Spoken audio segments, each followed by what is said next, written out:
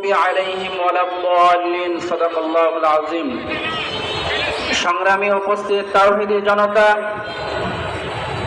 ফিলিস্তিনের মুসলমানদের গণহত্যার প্রতিবাদে আজ মিছিল পূর্ববর্তী বিক্ষোভ সমাবেশে সংক্ষিপ্ত দুইটি কথা।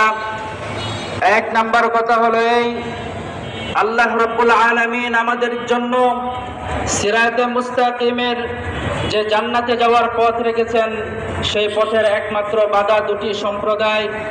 একটি সম্প্রদায় হলো ইহুদ, আরেকটি সম্প্রদায় হলো নাসারা। আজ এই ইহুদি এবং খ্রিস্টানরা মুসলিম ভূখণ্ডে, মুসলিম দেশে দেশে শুধুমাত্র ফিলিস্তিনের গাজার মুসলমানদের উপরই তারা যুদ্ধ চাপিয়ে দেয় নাই, বরং গোটা মুসলিম বিশ্বে তারা যুদ্ধ চাপিয়ে দিয়েছে। কথা বলুন ঠিক কিনা?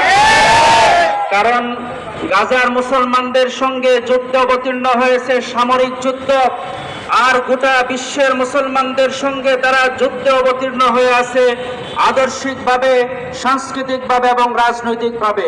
অতএব আমাদেরকে শপথ নিতে হবে যে আমরা ইহুদি এবং খ্রিস্টান এই দুই সম্প্রদায়ের যত ধরনের শৃঙ্খল আর নিয়ন্ত্রণ আছে, সমস্ত ধরনের শৃঙ্খল এবং নিয়ন্ত্রণ থেকে আমাদেরকে বেরিয়ে আসতে হবে। সেটা রাজনৈতিক হোক,